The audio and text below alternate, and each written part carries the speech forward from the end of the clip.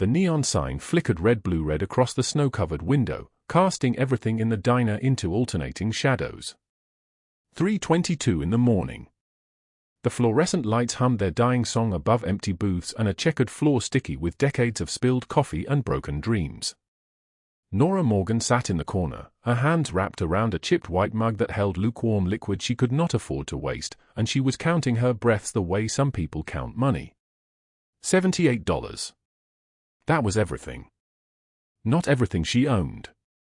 Everything she had left in the world that could be converted into survival. $78 and 7 days before Douglas Hale's debt collector arrived at her door with a contract that would take Emma away forever. The girl. The 6-year-old with copper-colored hair and eyes like spring mornings, the child Nora loved more than her own survival, more than air, more than the will to keep breathing when breathing hurt. On the table in front of her lay a letter. White envelope, red stamp across the front reading final notice in letters thick as a death sentence. $125,000. The amount was impossible. A number so far removed from her reality that it might as well have been written in a language from another planet. The mortgage on the basement storage room she rented from Hale. The medical debt from Emma's surgery 3 years ago when the Blackwell family had refused to pay, had smiled politely and said that was not their responsibility, that Nora was the caregiver and therefore the legal guardian for financial purposes. The accumulating interest on everything she had borrowed just to keep the child alive. $125,000 in 7 days. She lifted the mug to her lips. The coffee was cold. She drank it anyway because warmth, in any form, had become a luxury. Her left eye was swollen completely shut, the surrounding skin a purple-black that made even breathing difficult. Her throat bore marks like a necklace, handprint bruises so dark they looked painted on with a bruise-colored brush. Her split lip had finally stopped bleeding an hour ago, and she had used a napkin from the diner to dab at it, careful not to look in the small mirror behind the counter where she could see what she looked like, because knowing and seeing were two different types of pain. The basement door had crashed open that afternoon. Douglas Hale. Landlord. Predator. 53 years old with the soft body of a man who used his money like a weapon instead of his fists, though he was willing to use those too. He had found her hiding behind the industrial water heater, pressed into the shadows where even dust forgot to settle. "You missed rent," he had said, and those 4 words carried the weight of a collapsed ceiling. She had not missed it intentionally. She had been $12 short, and she had thought if she could just hide for 1 week, if she could pick up an extra shift at the diner, if she could sell the wedding ring her mother had left her, the one she was saving for Emma's 18th birthday, then she could make up the difference. But Hale did not accept 1 week. Hale did not accept anything except obedience and whatever payment could be extracted through fear. What he had wanted was simple in its cruelty. What he had taken was everything except her life, and he had only left that because a life with nothing was more useful to him than a corpse. Now, 3 hours later, she sat in this diner at 3:22 in the morning because she could not go home. She could not sit in that basement room and face the walls that had absorbed her suffering for so long they had started to sweat it back out into the air. She could not think about Emma sleeping in the Blackwell mansion, in a pink room with white furniture, unaware that her entire world was about to collapse because Nora had made the terrible choice to be poor. The diner door opened. Cold air rushed in, carrying snow that fell like ash, and with it came the sound of an engine shutting off outside. Not a normal engine. The low purr of something engineered for power and precision, the kind of vehicle that did not belong in this part of the city at 3 in the morning. Nora did not look up. Looking up meant being seen, and being seen meant complications she could not manage. The door opened wider. Footsteps entered, measured and deliberate, and they did not move toward the counter. They moved toward her booth. Nora's shoulders tensed. She could feel eyes on her face, and she knew what he was seeing because she had seen it herself in the bathroom mirror at the diner an hour ago when she had scrubbed her face with paper towels and cold water until her skin burned. Violence. Trauma written in physical language that even a stranger could read. The man who stood at the edge of her booth was tall, at least 6'2", with shoulders broad enough to block out the flickering neon light. His coat was Blackwell expensive, the kind of coat that cost more than a month of Nora's wages, and it was dusted with snow that had not melted yet. His hair was dark, combed back from a face that looked carved from stone, and his eyes were the color of a storm rolling across gray water. A thin scar ran from the outer corner of his left eye down to his cheekbone, like something had once tried to cut him open and had nearly succeeded. Behind him stood two men in dark suits, their jackets cut to hide the weapons Nora could see the outline of. They flanked him like guards, like soldiers, like men who understood the language of violence and spoke it fluently. She recognized what he was immediately. Not because of any specific thing, but because predators recognize other predators, and this man was an apex predator wearing a $3,000 coat and a wedding ring made of white gold. "You need help," he said. His voice was deep and solid like an oath, like something that once spoken could not be taken back. "I do not," Nora replied, her voice barely a whisper, trembling like a candle in the wind. She tried to stand. Her body did not cooperate. The adrenaline from earlier had worn off, leaving only pain and the vast empty space of shock.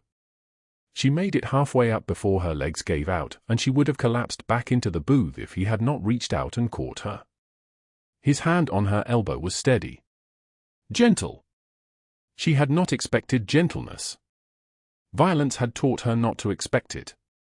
"Rocco," he said to the man on his left, never looking away from her face. "Get the car. We are taking her to St. Mary's." "I cannot go to a hospital," Nora said, pulling away from him, and now her voice had found some strength, some desperation that overrode the pain. "I have no insurance. I have no money. If I go to a hospital, I will owe more than I already owe, and I already owe everything." The man looked at her for a long moment. His storm-gray eyes moved across her face like he was reading something written in a language only he understood. Behind him, the man called Rocco had already turned toward the door, and the other man, Pietro, stood motionless like a statue carved from shadow. "What is your name?" the man asked. "Nora. Nora Morgan." He nodded slowly, and something in his expression shifted, like a door opening onto something vast and dangerous. "My name is Aleandro Calabrese. And I am going to help you. Not because you asked me to, but because someone should have helped you a long time ago, and they did not, and now I am going to correct that." She did not know him. She did not know anything about him except that men like him did not arrive in diners at 3 in the morning to help waitresses they had never met. There was no such thing as a free rescue.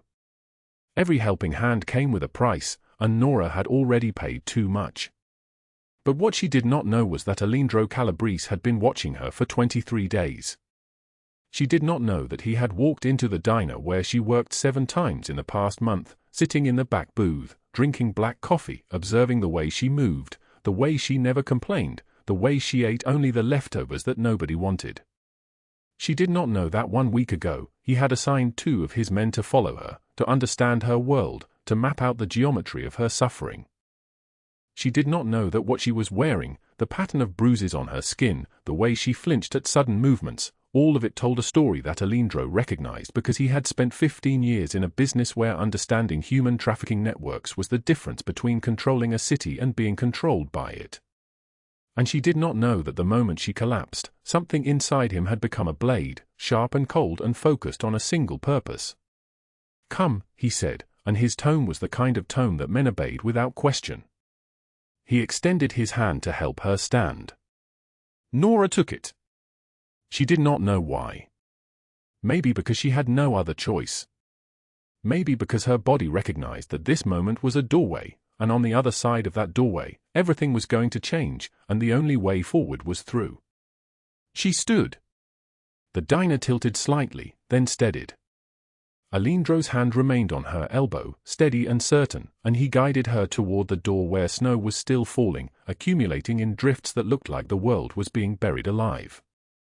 The wind hit her face like a slap, sharp and cold and real, and for the first time in hours, Nora breathed something that was not fear. Behind them, the diner fell silent except for the hum of dying fluorescent lights and the endless flickering of the neon sign. The letter with the red stamp remained on the table, abandoned. $78 sat forgotten in her coat pocket like a secret nobody knew about yet. Neither of them knew that in 7 days, $125,000 would no longer matter. Neither of them knew that Douglas Hale would never make another demand on anyone, ever again. What happened next was something no one could have predicted, something that began with a kindness offered in a diner at 3:22 in the morning and ended with the destruction of everything that had tried to destroy her. But first, you have to understand how Nora Morgan came to this moment, sitting in a corner booth with bruises that told stories, wearing poverty like a second skin. You have to understand what started 7 days earlier with a knock on a basement door and a choice that would cost her everything. You have to go back to the beginning. 7 days earlier, the alarm on Nora Morgan's phone screamed at 5:47 in the morning. She woke in darkness. Her eyes opened to the familiar ceiling of her room, a converted closet in the Blackwell mansion in Pacific Heights, San Francisco, where the fog rolled in from the bay like something alive and hungry. The space was narrow. When she lay on her side, her shoulder nearly touched the wall. When she sat up, the rod meant for hanging clothes scraped across the top of her head like a blade, reminding her that even in sleep, she could not fully escape the geometry of her cage. She did not turn on the light. The dark was cheaper than electricity, and electricity was a luxury she was learning to live without. Nora moved by memory, finding her work uniform folded on the plastic storage bin that served as her dresser. Black pants. White shirt. Both pressed the night before because Evelyn Blackwell demanded perfection from everyone in the household, and the nanny was, technically, part of the household, though not the kind you seated at dinner or asked about your day. The hallway was silent except for the soft hum of the mansion's heating system. Nora walked past the master bedroom, double doors of dark mahogany, closed. Beyond them, she knew, was a bathroom with marble counters and heated towel racks and a shower with 8 separate jets. She had seen it once, when Mrs. Blackwell left the door open while she was on a call, and Nora had glimpsed the space like someone peering into another world. She did not go there now.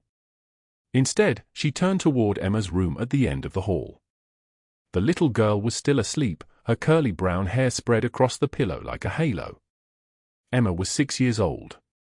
She had a gap between her front teeth that made her smile look like a jack-o'-lantern, and she had asked Nora every single morning for the past 2 years, before Nora had even finished opening the curtains, "Will you be here when I wake up tomorrow?" This morning, Emma was already awake. She sat up in bed, rubbing her eyes with small fists, and when she saw Nora, her face opened like a flower turning toward sun. "Good morning, Vivi," the little girl whispered. Vivi was what Emma had called her from the first day, when her tongue could not quite form Nora's name, and somehow the nickname had stuck, had become the only name that mattered to her. "Good morning, sweetheart," Nora said, moving to the window and drawing back the curtains. Outside, the San Francisco dawn was beginning to break over the houses below them. The Blackwell mansion sat high enough that you could see across the rooftops, across the city, down to where the bay opened up like a vast and indifferent eye. "Did you sleep well?" "I had a dream about you," Emma said, sliding out of bed and padding over in her bare feet. "We were flying. We flew over the ocean, and there were dolphins underneath us, and they were jumping." "That sounds beautiful," Nora said, and she meant it. She knelt down to Emma's level and began running her fingers through the little girl's hair, separating the tangles with slow, gentle strokes. This was the part of her day that belonged entirely to her, these 20 minutes before the rest of the household woke, before the demand started, before Evelyn's voice carried through the halls asking why the coffee was not yet brewed or why Emma's lunch had not been packed perfectly into her lunchbox. Emma reached down and took Nora's hand. Her small fingers wrapped around Nora's wrist, and Nora could feel the child's pulse beating there, gentle and trusting and absolutely certain that Nora would be here tomorrow, and the day after, and forever. "Vivi." Emma's voice had gotten smaller, the way it did when she was saying something she thought was important. "Will you be here when I wake up tomorrow?" The question landed like a stone in Nora's chest. She wanted to say yes. She opened her mouth to say yes, because she had said yes every morning for 2 years, and the word had become a promise, and promises were the only thing she had left to give. "Yes," she said, and she meant it, even though she could feel the weight of the letter downstairs in the kitchen drawer, sealed in an envelope with a red stamp that said final notice, and even though the letter said 7 days, and today was day one, and she had no idea how to make what she was promising actually come true. They went downstairs together. The Blackwell kitchen was large and bright, with stainless steel appliances and quartz countertops and windows that overlooked the city. Emma climbed into her chair at the breakfast table while Nora moved through her morning routine like a machine perfectly programmed for one single function: make the child safe, make the child happy, make the child believe that the world was not falling apart. Scrambled eggs. Toast cut into triangles because Emma refused to eat them if they were cut into squares. Orange juice in the small cup with the handle shaped like a butterfly. Nora's own breakfast, if you could call it that, was black coffee and whatever crumbs remained in the toast bag. She had $91 in her bank account. This was a recent development, a decline from the $123 she had possessed 3 days ago. The bills kept coming. Rent for the small studio apartment she no longer lived in but was still somehow legally responsible for, $400, due on the 1st. Phone bill, $42. Food costs, even though she ate almost nothing, carefully rationing to stretch what little there was. Medications for her mother, who had been dead for 3 years, but whose hospital debt kept accruing interest like some kind of slowly multiplying tumor. But that was not the worst of it. The worst of it was the letter. It arrived 1 week ago, slipped under the servant's door of the kitchen while Nora was upstairs reading to Emma before bed. The envelope was thick and official-looking, printed with the logo of Hale Property Management. She had opened it with hands that already knew what the words were going to say, because she had been waiting for this moment since the day in the basement, 3 months ago, when Douglas Hale had found her hiding behind the storage boxes and smiled at her like he had just won something. The number on that letter was $125,000. Principal, $50,000. Interest and penalties, $75,000. Due in full within 7 days, or alternative arrangements would be made regarding her current placement and the child in her care. Nora understood what alternative arrangements meant. Douglas Hale was a man who owned buildings in this city, a man whose name appeared in property records and legal filings and the dark spaces where money changed hands for things that were not supposed to be discussed in daylight. He was a man who had found her in the basement storage room when she went there to hide from the eviction notice, and he was a man who had looked at her with the kind of eyes that saw not a person but an asset, a problem that could be solved, an opportunity that was dressed in clothes. He had smiled. "I can make this go away," he had said. "The eviction. All of it. You just need to sign a few things. Put yourself on a payment plan with me." She had been desperate. Desperate enough to take what he offered without reading the fine print. Desperate enough not to ask what the terms really meant. Desperate enough to believe that because she was on her knees, because she was broken, because she had nothing, that somehow she would be able to pay. But you cannot pay what you do not have. You cannot manufacture money from the space between your ribs where hope used to live. Footsteps sounded above them, heavy, deliberate, the tread of someone who owned the space they were walking on. Evelyn Blackwell was awake. Nora could hear her moving through the master bedroom, the sound of the bathroom door closing, the rush of the shower starting. Upstairs, the pipes hummed as the heated water ran through them, water that cost more per gallon than Nora earned per hour. Nora finished Emma's breakfast and cleaned the plate and poured a second cup of coffee, which she placed on the counter so that it would be at the precise temperature Mrs. Blackwell preferred when she came downstairs. She had learned this job perfectly. She had become excellent at invisibility, at anticipation, at making herself into the kind of person who could be looked through rather than at. It was a useful skill. It was also slowly destroying her. Evelyn appeared in the kitchen doorway at 6:43, precisely on schedule. She was tall and blonde in the particular way that required a personal trainer, a nutritionist, and a monthly salon visit that cost more than Nora's entire salary. This morning she wore grey athleisure, pants that cost $300, a top that cost $200, sneakers that cost $150. Everything coordinated. Everything perfect. Nothing out of place. Her eyes moved past Emma, who was eating her eggs, and landed on Nora like a hand setting down a piece of furniture. "Nora," she said, and her voice was the kind of cold that did not bother with cruelty, because it did not need to. Cruelty implied that you cared enough about someone to wish them harm. This was simply the tone someone used when addressing staff. Emma's school uniform needs to be pressed. She has a presentation today, and I expect her to look appropriate. I pressed it last night, Nora said quietly. It's hanging in her closet. Well, it better be perfect. Evelyn picked up the coffee cup. And the deposit for her summer camp is due next week. Make sure you handle that. I trust you can manage the paperwork. Summer camp. $2,000 for 6 weeks at a facility in Marin County where the children of the wealthy learn to sail and play tennis and become even more certain of their place in the world. Nora opened her mouth. Closed it. The word yes emerged, soft and automatic. Evelyn left the kitchen without acknowledging her. Emma reached down from her chair and took Nora's hand, pulling it toward her and holding it against her small chest where Nora could feel the child's heartbeat, steady and trusting and completely unaware that the ground beneath them was about to collapse. Vivi. Emma's voice was small. Does Mommy like you? The question hung in the kitchen air like something visible, like smoke you could see moving through light. Nora looked at the little girl, her gap-toothed smile, her dark curly hair, her small hand gripping Nora's fingers like the only solid thing in an uncertain world. It does not matter if your mommy likes me, Nora said carefully. What matters is that I love you. Very much. More than she does? Nora could not answer that. Instead, she pressed a kiss to the top of Emma's head and breathed in the child scent, lavender shampoo and sleep and the particular sweetness of a 6-year-old who still believed in the essential goodness of people. Later that night, after Emma was asleep, Nora went to the kitchen drawer where she kept the letter. She took it out and laid it on the counter, and in the silence of the mansion's darkness, she began to do the math. $125,000. 7 days remaining. $78 in her pocket. The numbers would not change no matter how many times she rearranged them.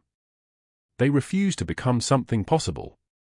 They remained, in the quiet of the kitchen, an impossible equation written in a language she had never learned how to speak. She folded the letter. Put it back in the envelope. Returned it to the drawer beneath the kitchen towels where no one would find it. And then she stood at the window of the Blackwell kitchen, looking out at the city stretched beneath her like a photograph of a place she would never belong to, and Nora Morgan began to understand that some debts are paid in currencies beyond money, and some prices are collected from the people you love most. The November wind tore through the empty streets like a blade wrapped in ice. Nora Morgan sat alone in her 1997 Honda Civic, watching snow bury the windshield, and understood that this was how desperation looked when it stopped pretending to be anything else. The engine had coughed once, twice, then died completely. She was 23 miles from the city, stranded on Highway 101 southbound during the worst blizzard to hit San Francisco in 30 years. The time on her dashboard read 11:43 p.m. Her fingers were already numb inside her thin coat, the kind you wear when you leave a house in a rush because a man with calloused hands is waiting in the kitchen, reminding you that 2 days remain. She had fled the Blackwell mansion without thinking, only knowing that Douglas Hale's grip on her throat had felt like a closing fist, and that his words, 2 days, or Emma comes with me, had turned her blood into something cold and heavy. Now silence pressed against the car windows like a physical thing. Nora tried the ignition again. Nothing. Her phone showed 4% battery, no signal bars at all, just a blinking red warning that felt like a countdown to something she could not stop. She huddled in the driver's seat, breath fogging the glass, watching the snow accumulate in drifts across the abandoned highway. No other cars had passed in 20 minutes. The wind howled so loud it drowned out her own breathing.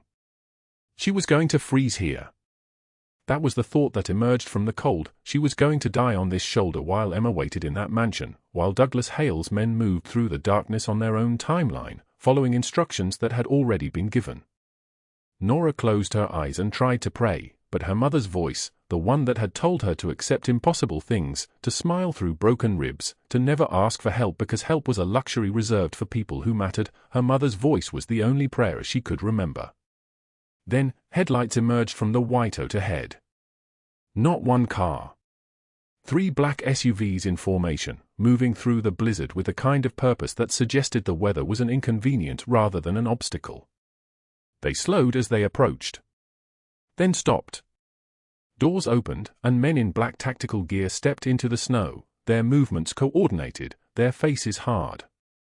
Rocco was first, 6'2", 41 years old, a scar running from his left temple to his jaw like someone had tried to erase him with a blade. Pietro emerged from the third vehicle, younger, maybe 35, with the kind of cold eyes that came from watching people make their last mistakes. Then he stepped out of the front passenger seat. Aleandro Calabrese was 6'3" in dress shoes, though he wore no shoes now, just moved across the snow in a Blackwell coat that cost more than everything Nora had ever owned combined. 42 years old and built like someone who had been forged rather than born. Dark hair swept back from a face that could have been carved from stone, high cheekbones, a jaw that cast its own shadow, and eyes so dark they looked like windows into something deep and empty and potentially dangerous. There was a scar running from his left eye to his cheekbone, thin and precise, like someone had drawn a line through his beauty with a razor. He walked to her window and knocked. The sound was quiet but definitive, the kind of knock that expected an answer. Nora's heart was still in her throat as she cracked the window open. The wind rushed in immediately, bringing snow and cold that made her gasp. "You'll freeze out here," Aleandro said. His voice was deep and solid like an oath, the kind of voice that suggested he had never asked for anything twice. "There's a diner 8 miles north on Highway 101. We're heading that way. You're coming with us." She hesitated. She could see it register in his face, the hesitation, the calculation, the moment where she was deciding whether this was rescue or a different kind of trap. "I'm not asking," he said. Rocco opened her door from the outside. The wind poured in like a living thing, and Nora understood that she had already made the choice the moment her car had died. She grabbed her thin jacket and stepped out into the blizzard. The snow came up over her shoes immediately. The cold was so severe it felt like a physical attack on her lungs. Rocco guided her to the middle SUV and helped her inside. The warmth was immediate and overwhelming, leather seats, a heater running full blast, the smell of expensive cologne and something metallic underneath. She sat between Rocco on her left and Pietro on her right. Aleandro took the front passenger seat. Nobody spoke. But in the side mirror, Aleandro watched her shaking, watched the way her body flinched when Rocco shifted his weight in the seat, watched her hug herself as if she could make herself small enough to disappear. Something in his chest tightened, not sympathy, exactly, but recognition. He had seen that kind of fear before. Had worn it once, a long time ago. The convoy moved through the white darkness, wipers pushing snow away in a rhythm that was almost hypnotic. 40 minutes later, the diner emerged from the storm like a ship from fog. The neon sign outside flickered, Molly's Diner, established 1987, and the windows glowed with the kind of fluorescent light that belonged only to places open at impossible hours. Aleandro's men swept the interior first. The graveyard shift waitress, a woman named Susan who had worked here for 9 years, was paid $300 in cash to take a break in the back office and not ask questions. Rocco and Pietro flanked the door. Aleandro guided Nora to a corner booth with red vinyl seats that had been patched in places and held the memory of 1,000 late-night conversations. The checkered floor was black and white, cracked in places. The hum of dying neon lights mixed with the sound of wind outside the windows. The smell of burnt coffee and disinfectant hung heavy in the silence. Nora sat down. Aleandro sat across from her. For a long moment, neither spoke. He was studying her face. Not with desire or cruelty, but the way a doctor studies an injury to determine what needs attention first. His eyes moved across her features, the bruises darkening her throat like handprints, the split on her lower lip, the shadows beneath her eyes that spoke of nights without sleep. "Who did this?" he asked. "I'm fine," she whispered. "You're not fine. Your face says otherwise." "Who?" She looked away. He didn't push. Instead, he raised one hand slightly, and Susan emerged from the back office like she had been waiting for a signal. She poured 2 mugs of coffee that steamed in the cold air. When she saw Nora's face, she froze. Her eyes flicked to Aleandro, and her expression shifted from neutral to afraid. Aleandro waved her away with minimal gesture. She retreated immediately. Nora's hand shook as she lifted the coffee mug. The warmth felt like mercy. She held it in both hands, needing the comfort more than she needed to drink. "What's your name?" Aleandro asked. She looked at him. Really looked at him. His face was still, waiting. There was nothing in his expression that suggested he would hurt her, but there was also nothing that suggested safety. He existed in some middle ground where danger and protection might be the same thing. "Nora Morgan," she said quietly. "What do you do, Nora Morgan?" "I'm a nanny. For the Blackwell family." At the name Blackwell, something flickered across Pietro's face, quick, controlled, but undeniable. A recognition. A warning signal passing between the men without words. Aleandro's jaw tightened minimally. He filed it away. "Why were you on the highway at midnight in a blizzard?" he asked. She didn't answer immediately. The question hung between them. Then something in her broke, not spectacularly, but quietly, the way dams break when the water has been pressing against them for too long. When the pressure becomes unbearable and silence becomes impossible. "I was running," she said. "From?" She looked into his face. His dark eyes were waiting. They weren't kind, exactly, but they weren't unkind either. They were patient. He looked like someone who had the time to wait for answers. "A man named Douglas Hale," she said. "He owns the building where I used to live. I owe him money." "How much?" She hesitated. "How much?" he repeated. Not harshly, but with the kind of weight that suggested the answer was important. $125,000. The number seemed to expand in the fluorescent air between them. Rocco whistled low, a sound quickly suppressed. Aleandro's expression didn't change, but something moved behind his eyes, calculation, assessment, a shift in the way he was seeing her. "For what?" he asked. "Rent." "No." Her voice was barely audible. "He calls it a payment plan. But it's not. It's a trap. Girls who can't pay, he sells them. To who, I don't know. I just know that if I don't have the money in 2 days, he takes Emma. That's the little girl I care for. She's 6 years old. Her parents don't even look at her, but she's everything to me, and Hale said if I run he'll take her instead because Mrs. Blackwell is part of it somehow and I can't let that happen, I can't." She was crying now, the words breaking apart like glass, her entire body trembling. The coffee mug dropped from her hands. It shattered on the checkered floor, coffee spreading across the black and white tiles like something alive. Aleandro did something then that his men had not seen in 15 years of serving him. He reached across the table and covered her hand with his. His hand was warm and solid and covered in scars and a gold ring that caught the neon light. "You're safe here," he said. His voice was steady, anchored to certainty. "Right now, in this diner, in this moment, you are safe." She looked at their hands. His was so large it nearly swallowed hers entirely. She had been touched by violence so recently that tenderness felt dangerous. But she didn't pull away. "Why would you help me?" she asked. "I'm nobody. I'm just someone who couldn't pay rent to a landlord, someone who made bad choices." "Why would you?" "Because I grew up in a house where my father broke my mother's ribs for burning dinner," Aleandro said. His voice was different now, distant, like he was speaking from somewhere very far away. "Where I hid in closets while he beat my younger sister for crying too loud. I was 8 years old when I swore that if I ever had power, I would use it to make sure no child suffered the way we did."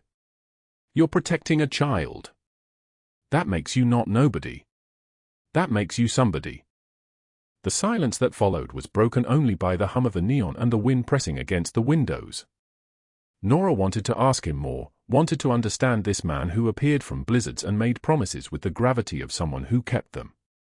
But before she could speak, Aleandro stood. He walked to the far corner of the diner and made a phone call. His Italian was rapid, fluid, like water finding its own path. He spoke to someone named Luca, and though Nora couldn't understand the words, she could hear the shift in his voice, something cold and final entering the tones. When he returned to the booth, he was different again. The man who had covered her hand was still there, but something else had moved into the space beside him. Something that dealt in consequences. "You're going to stay in a safe place tonight," he said. "Tomorrow we'll deal with Hale." "But I don't have the money." "You don't understand, I can't pay." "You don't need to pay anything. Hale's debt is now my debt to collect." "But what about Emma?" "He said he's taking her," he said. Her phone buzzed on the table between them. A text message from an unknown number glowed on the screen. "Your time is up. Emma is with me now. Come to the basement by dawn or I start the delivery process." The word seemed to suck all the air from the diner. Nora's hand went to her mouth. She was on her feet without deciding to stand, her chair clattering backward. Aleandro picked up her phone. He read the message once, then handed it to Rocco, who read it and passed it to Pietro. When he looked back at Nora, his face had become something carved from stone. "Emma is safe," he said. "Hale is lying." "You don't know that." "You don't." "I know men like Hale," Aleandro interrupted. His voice was quiet, but it filled the entire diner. "He's trying to frighten you into making a mistake. But what he doesn't know is that you're no longer alone. And what he's about to discover is that there are consequences for threatening people under my protection." What she didn't know was that Aleandro Calabrese had already decided that Douglas Hale and Evelyn Blackwell would never see another sunrise as free people. That the systematic destruction he was planning would be so complete, so methodical, so final that even their screams would be forgotten by morning. That somewhere in the city, in a basement that reeked of desperation and broken promises, men were already moving. The wind outside the diner pressed against the windows like something that wanted to be let in. The wind howled against the basement walls like something that wanted to break through. Nora's hands were shaking so badly she couldn't hold her phone steady. The message glowed there, white text on a black screen, and each word was a hammer strike to her chest. "Your time is up. Emma is with me now." She was on her feet without remembering how to stand. The diner chair clattered backward and hit the floor with a sound like a gunshot. Aleandro reached across the table and took the phone from her trembling fingers. He read the message once. His face did not change, but something shifted behind his eyes, something dark and ancient and absolutely final. He passed the phone to Rocco, who read it in silence, then to Pietro. When Aleandro looked back at Nora, she saw a man made of stone and terrible purpose. "Emma is safe," he said, his voice level as a knife's edge. "Hale is lying to make you panic. You don't know that. You don't understand what he's capable of." Nora's voice cracked like glass breaking in slow motion. "He said he's taking her. He said he's starting the delivery process." "What does that mean? What does delivery mean?" "It means he's trying to frighten you into making a mistake," Aleandro said.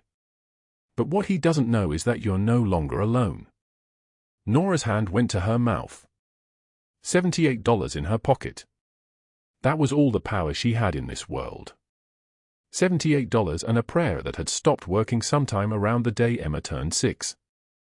"We need to go now," she whispered. "We need to go right now."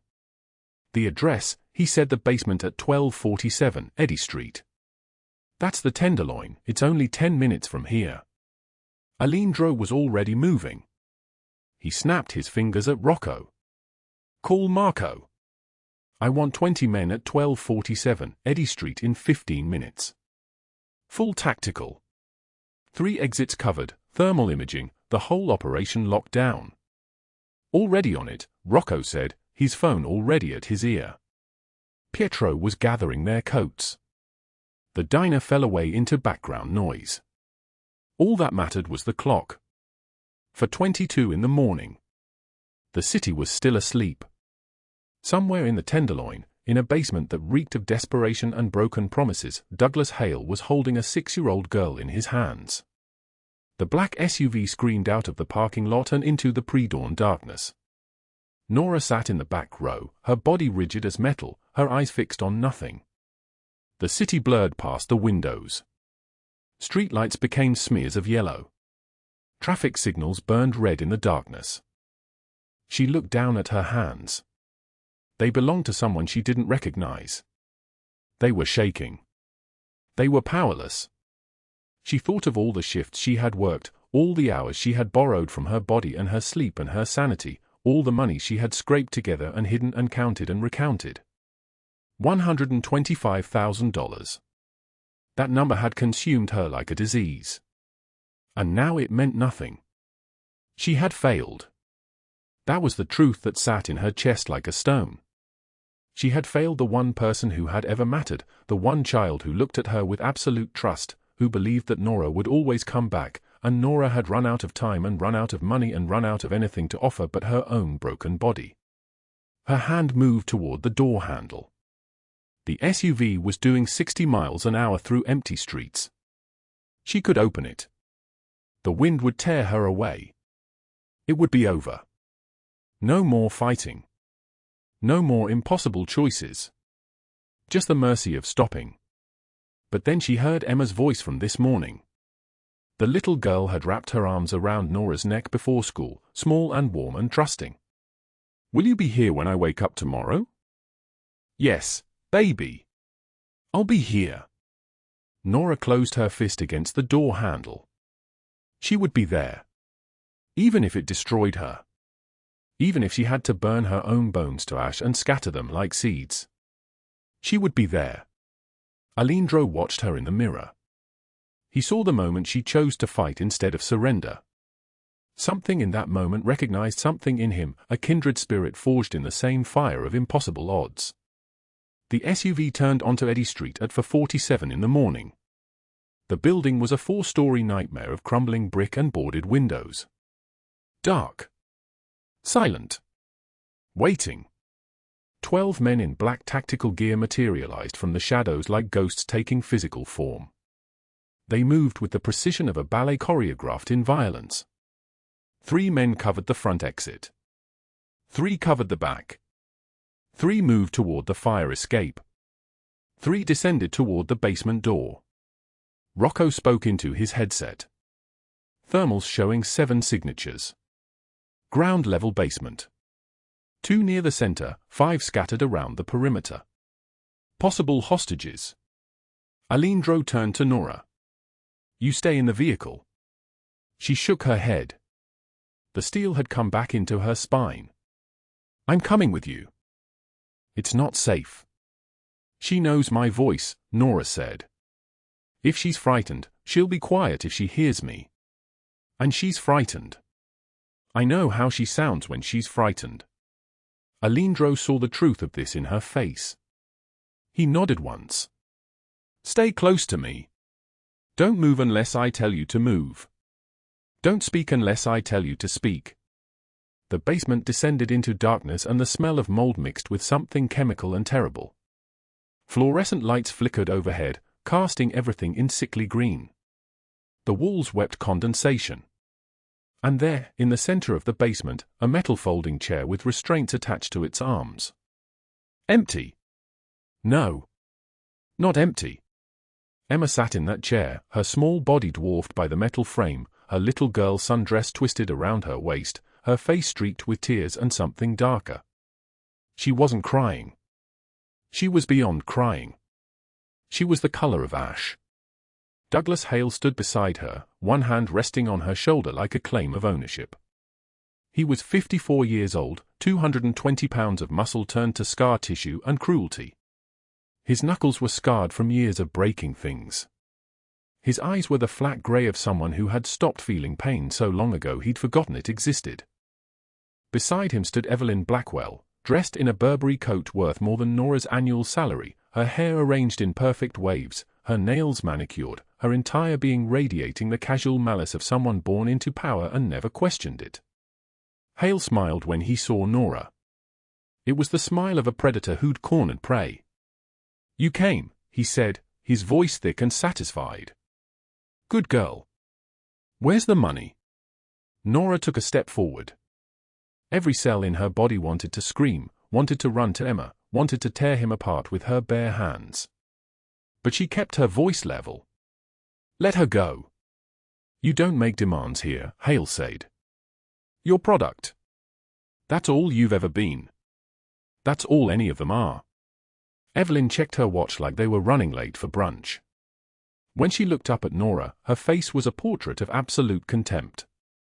"I told you when I hired you that girls like you are disposable.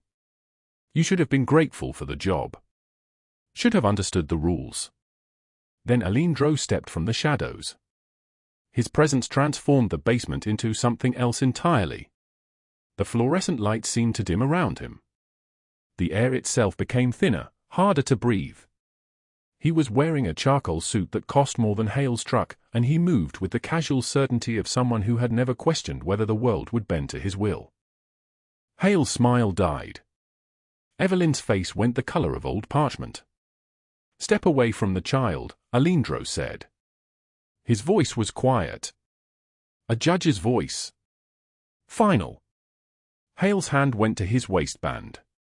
The gun emerged, a dull silver thing, and for a moment everyone in the basement froze. A gun could still kill. A gun didn't care about power or empire or the weight of a man's reputation. Rocco moved. It took 2 seconds. 1 second to cross the distance.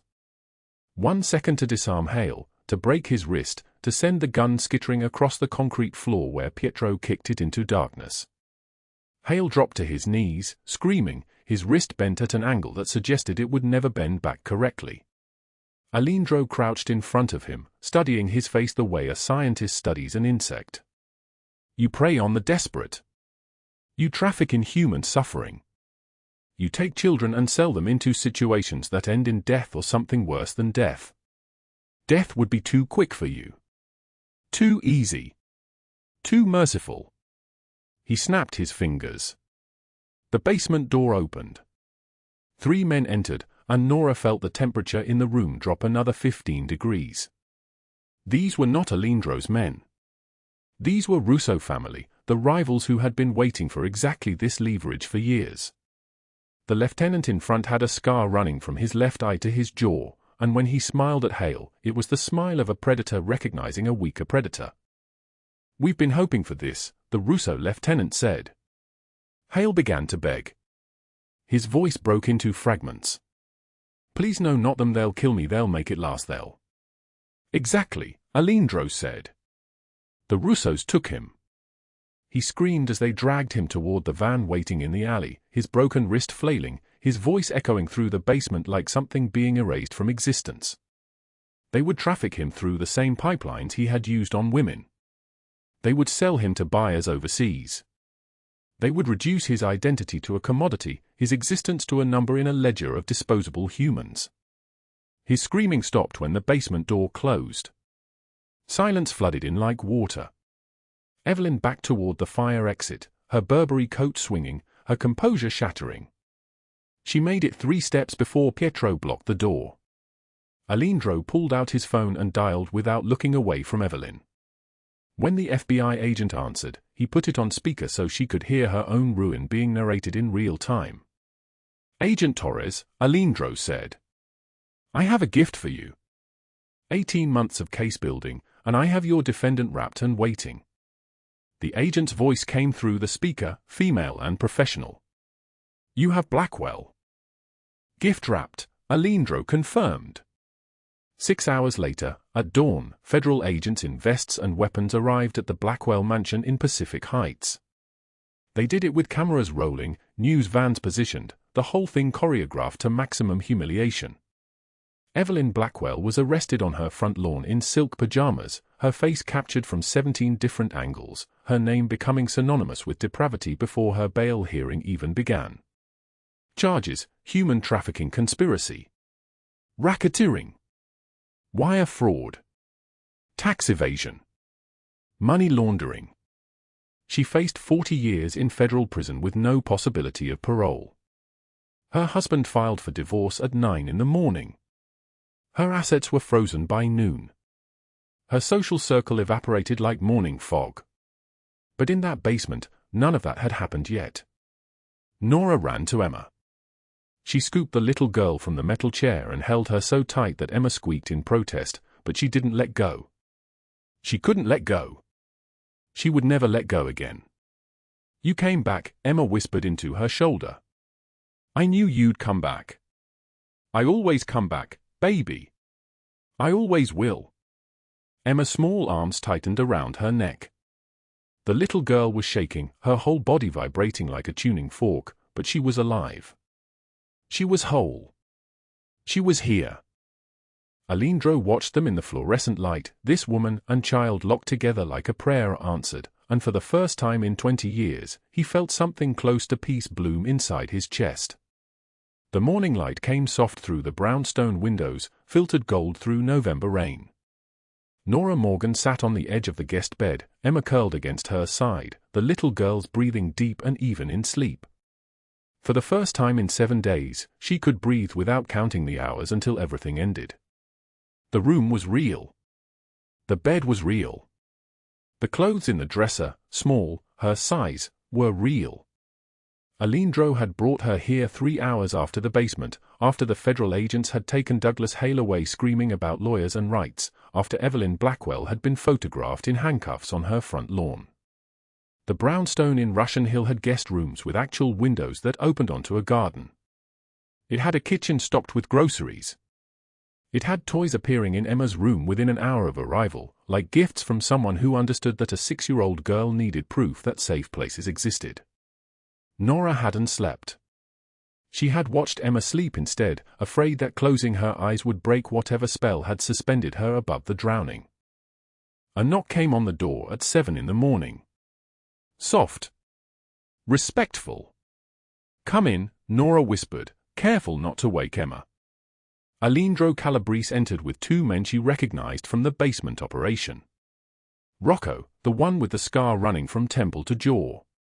Pietro, younger, with his suit already immaculate despite the early hour. Behind them came a woman in a charcoal blazer carrying a leather portfolio. "This is Ms. Chen," Aleandro said, his voice like smoke in the quiet room. "Family law attorney. She's here to discuss what happens next." Nora's stomach tightened. What happens next? As if there was anything left to lose. Emma's custody status, Ms. Chen explained, sitting in the chair by the window. Currently she remains under the Blackwell's guardianship, but Mr. Blackwell has signed away parental rights. In exchange for cooperation with the federal investigation. He what? Nora's voice cracked. Signed away his daughter. Ms. Chen's tone was neutral, professional, but her eyes held a cold satisfaction. Given the evidence of trafficking occurring under his own roof, cooperation looked like his best option. "We've secured an emergency guardianship order in your name. Pending finalization, you are now Emma's legal caretaker." The words didn't land. Nora stared at the woman, waiting for the catch, the price, the reason this wasn't actually happening. "There's also the matter of your living situation," Ms. Chen continued. "Outstanding debt. Eviction proceedings. We're handling those." "How?" Nora whispered. "I don't have money. I don't have." "It's handled," Aleandro said. He stood by the window, silhouetted against the morning grey. "Your record is being cleared. The debt to Hale's operation is being erased through legal channels. You need to understand something, Nora. Everyone who knew what was happening in that basement is going to be too busy defending themselves to come after you." Emma shifted in her sleep, one small hand reaching out blindly until it found Nora's. "Why?" Nora asked. The word felt too small for what she needed to know. Aleandro turned from the window. His face was still unreadable, but something had shifted in his eyes. "Because I see my sister in Emma. I see my mother in you. I see every person I couldn't save when I was young and powerless. Now I have power. Let me use it for something that matters." The silence that followed was so complete Nora could hear the rain against the gutters, the distant sound of a cable car on Columbus Avenue, the small sound of her own breathing. "There's a building in the Mission District," Aleandro said. 3 stories. Currently unoccupied. It's paid off. No liens. The deed is being transferred to your name as of this morning. I can't accept, Nora started. You already did, he interrupted, and there was something final in his voice.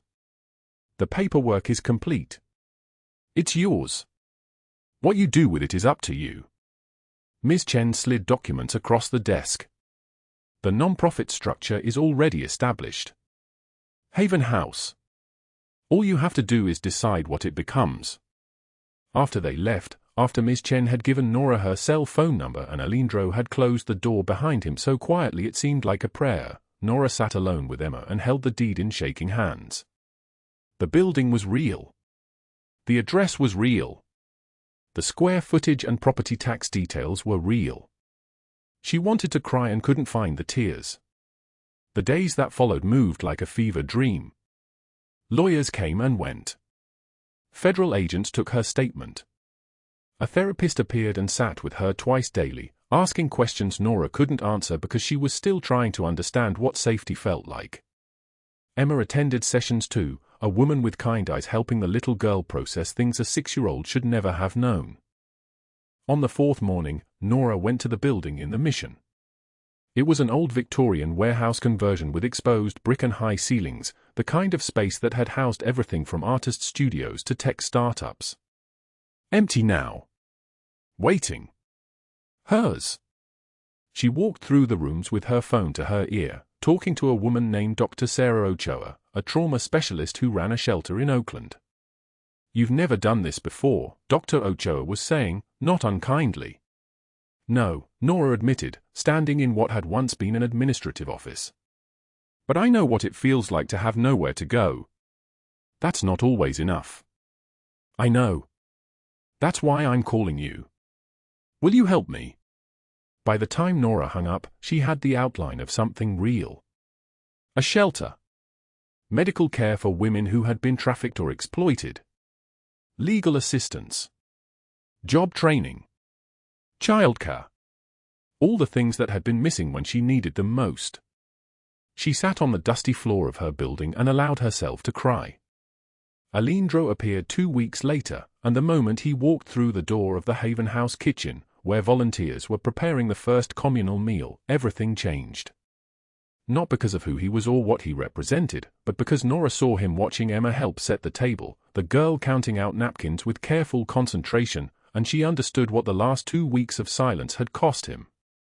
He had disappeared entirely after that morning at the brownstone. No calls. No messages. No explanations. Just absence. She's happy, he said quietly, standing beside Nora at the counter. Because of you, Nora replied. No. He turned to face her directly. Because of you. I stayed away because you needed space to heal. You deserved to build this without me casting shadows over it. You disappeared. I stayed invisible, he corrected. Every threat to this building, I erased.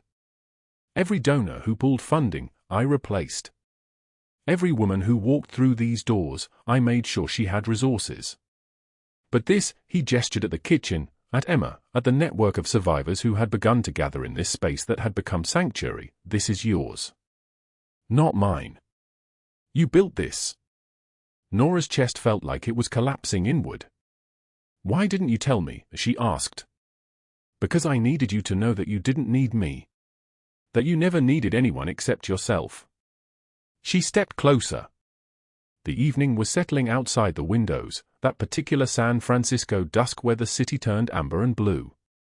I'm asking you something. Did you stay away because you thought I couldn't handle knowing what you'd done? Or because you were afraid of what I'd say if you asked to stay? He went absolutely still. The sound of Emma's laughter came from the dining room, bright and unself-conscious. The sound of voices, women talking, planning, reclaiming.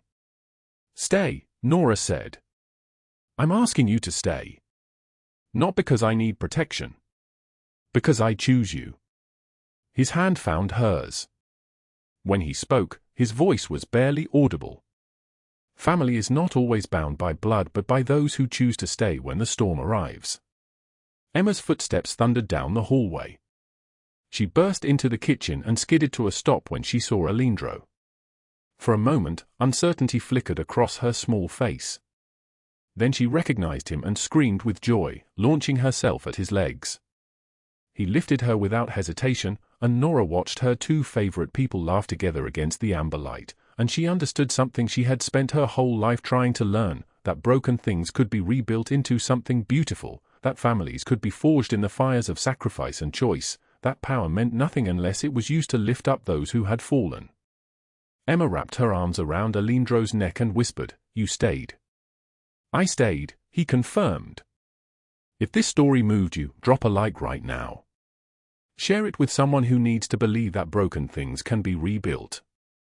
Subscribe because tomorrow we're bringing you another story of survival, power, and the courage to choose love when the world offers only darkness. Comment below, what would you do if you had the power to rewrite someone's fate? See you in the next one. No matter how hard life gets, remember that after the rain, the sky clears. Thank you for staying with us until the very end. Goodbye, and we will see you again in the next video.